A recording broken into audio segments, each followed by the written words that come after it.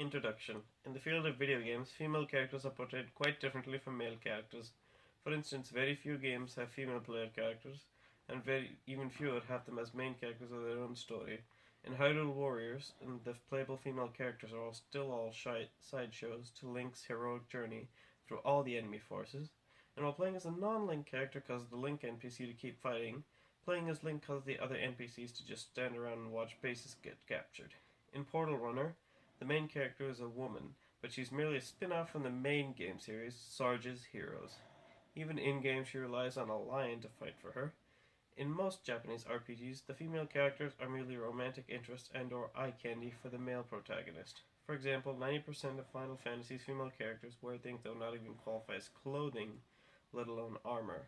In World of Warcraft, male armor gets more covering and imposing as it's upgraded, while female armor gets skimpier and rarer.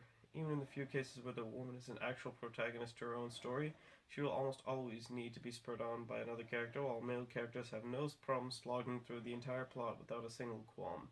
Very rarely do we get to enjoy a game where, as a female protagonist, we are a trained professional dealing with challenging circumstances, unlike so many of the male protagonists out there. Mario never broke down crying about the insane world he was in, and Duke Nukem never whimpered about the alien hordes of extermination of half the human race. But Lara Croft's latest installment mewls and cries after literally every possible action, and Samus's latest incarnation is so demeaning that she would not even use life-saving armor without her former commanding officer saying so. Open letter to Shigeru Miyamoto. Dear Mr. Miyamoto, we all love you. Honestly, no one's ever going to say anything offensive to you. Even the rivals of your games shy of insulting your masterpieces because you take the most normal things and turn them into fantasies that capture entire generations in their wake. You turn toilet cleaners into the world's most famous heroes, set your foundation of the saga of the most famous female protagonist ever, and let every child live out their ultimate fantasy with the first ever crossover beat 'em up that still has a legacy to this day. The only thing we regret is that you did not grow up today. In your time when you were focused on the miracles of technology and video games, you had no time to focus on the small things like plots concerning gender equality or female roles. With so many portals into other worlds, we wouldn't expect you to dedicate yourself to changing society. But if you had started today, technology would not have hampered you into making Peach so helpless or the plot so bare bones. You would have a team of people taking care of all of that so you could focus on the important thing, making games that everyone loves. In this section, I was going to do a mystery document, then I decided to do an electric pen segment, but instead, I decided to combine them. This is the electric mystery. Right now, we're going to be seeing a video clip from a very famous web series. Mario! Ah! Help!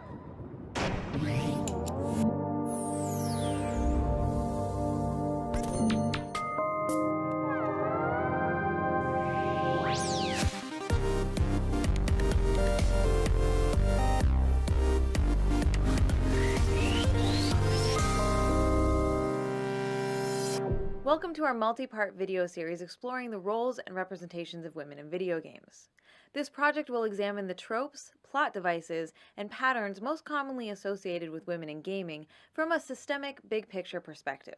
This series will include critical analysis of many beloved games and characters, but remember that it's both possible, and even necessary, to simultaneously enjoy media while also being critical of its more problematic or pernicious aspects. So, without further ado, let's jump right into The Damsel in Distress. Let's start with the story of a game that no one ever got to play. Back in 1999, game developer Rare was hard at work on a new original title for the Nintendo 64 called Dinosaur Planet. The game was to star a 16-year-old hero named Crystal as one of two playable protagonists. She was tasked with traveling through time, fighting prehistoric monsters with her magical staff, and saving the world. She was strong, she was capable, and she was heroic. And who might you be, animal girl? My name is Crystal.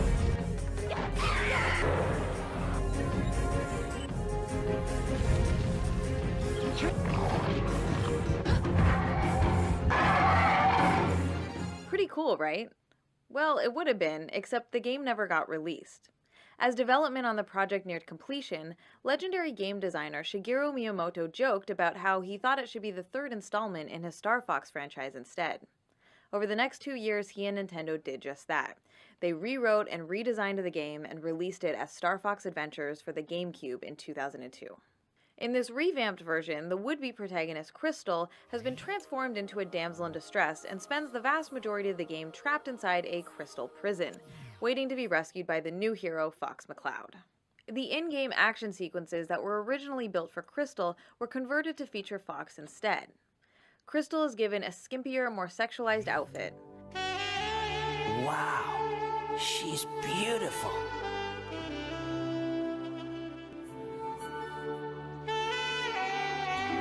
What am I doing? And yes, that is cheesy saxophone music playing to make sure it's crystal clear that she is now an object of desire, even while in suspended animation. To add insult to injury, Fox is now using her magical staff to fight his way through the game to save her.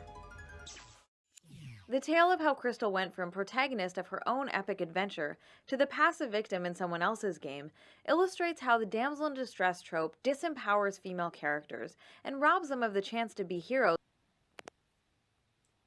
Okay, so that should be Anita Sarkeesian's video game tropes, but episode 1, I win.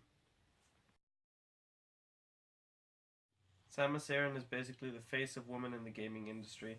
Her video game franchise had the player go through the entire game before the reveal that she was actually a woman under the armor. Throughout the years, her reputation for action-packed adventures only expanded as technology's advancements made Samus all the more awe-inspiring. Then suddenly Nintendo hands off the game series to Team Ninja, makers of the infamous Dead or Alive volleyball series, and everything went to train wreck. The game box itself tried to advertise the game as having fully voiced cutscenes, which is already foreboding enough, but the gameplay itself is quite trite. It's only when the plot kicks in that things go bad. First off, Samus is shoehorned into a romance with a former commanding officer who was never even alluded to, save for one trailer in a previous game.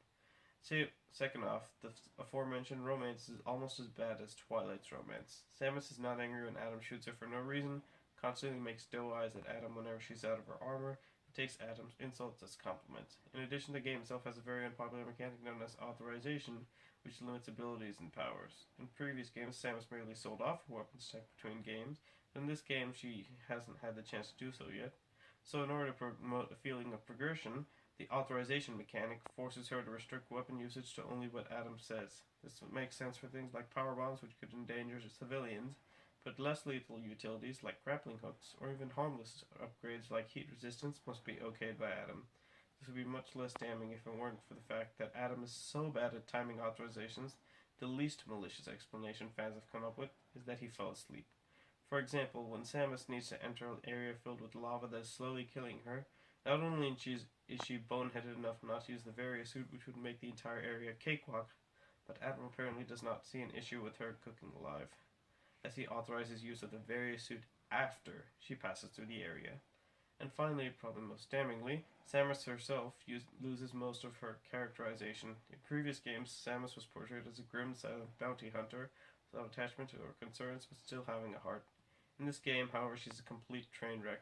She breaks down instantly upon seeing a boss named Ridley despite having killed him like 20 times before, including watching him come back from the dead, and merely killing him again. In addition, the amount of maternal imagery throughout the game could only be surpassed if she had to lug around a small nursery's worth of babies. There exists the bottle ship, the baby's cry, the baby Metroid, the mother brain, the baby Ridley.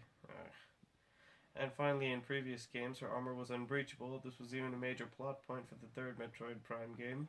However, in this game, they waved that aside inside her armor's integrity, relied upon her emotions. Apart from the fact that her actions alone should render her armor about as safe as wet toilet paper in a tornado, this means that Adam gets to shoot her in the back with an attack barely as strong as her default melee attack, and insta-cripple her, but he also does it when there's a Metroid in the room. In layman's terms, this is like a cop shooting a hostage and ignoring the robber.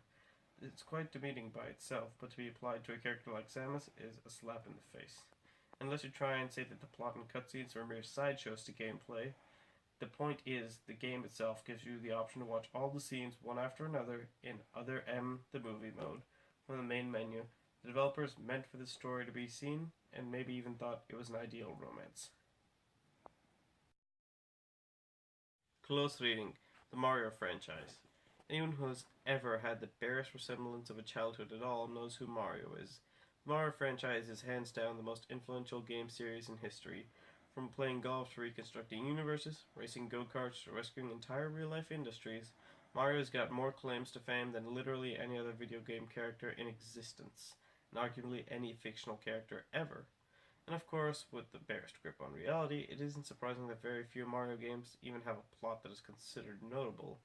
However, the Mario franchise treats women quite poorly, but not out of any sort of malice. As Shigeru Miyamoto will, the plot of most any Mario game involves the title or plumber rescuing the Mushroom Kingdom's princess, originally Toadstool, now cemented as Peach, the damsel in distress. The Mario franchise itself does not specifically seem to have any hate for Peach, merely using her as a way to get Mario into crazy, wacky adventures. However, this does not change the fact that Peach may as well be a football wearing makeup for the first few games of the series. Even in later games, the most she can do is send Mario one-ups. Eventually, when technology evolved to where characters could actually speak, Mario gained a few sparse voice lines, mostly grunts, whoops, and laughs, while Princess Peach got exactly 2 lines: Mario and help. There's also Rosalina, the far better received Queen of Space. Rosalina debuted in Super Mario Galaxy, where she functioned as the captain of the observatory, the hub of the entire game. And she also gives Mario the powers he needs to rescue Peach, and in the end of the game defeats the majority of Bowser's forces, leaving Mario to mop up and free the princess. However, even she was subject to some distress. While she controls the majority of the stars, she must stay on her starship for the majority of the game, relying on Mario for power stars and the like, although this can be explained as having to manage the bureaucracy of an entire universe, not to mention micromanaging an enormous ship. In addition, Bowser stumbling upon one Grand Star was enough to depower her entire observatory, which was fueled by 10 Grand Stars and hundreds of Power Stars. Finally, when she remakes the entire universe at the end of Super Mario Galaxy 1, she still leaves Bowser evil and the world open to conflict so that Mario and Bowser can continue butting heads. And finally, playable princesses themselves are not very impressive. Every single playable princess ever relied upon an array of magical tools and weapons, in stark contrast to the men jumping around, punching, kicking, wreaking havoc in general, and just using power-ups to enhance their natural combat abilities. Peach never uses her fighting with fists and kicks, and rather preferring to fight with her umbrella.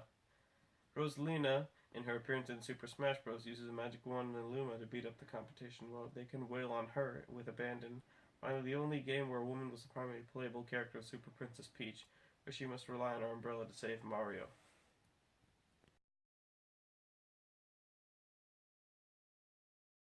Conclusion. Most video games decide to take the lazy way out of character design and make women into prizes or minigames, cheap tricks to advance the story, but they certainly don't have to be. The upcoming MOBA FPS Overwatch has multiple female characters, each just as developed, skilled, and, dare I say it, fun as the male characters.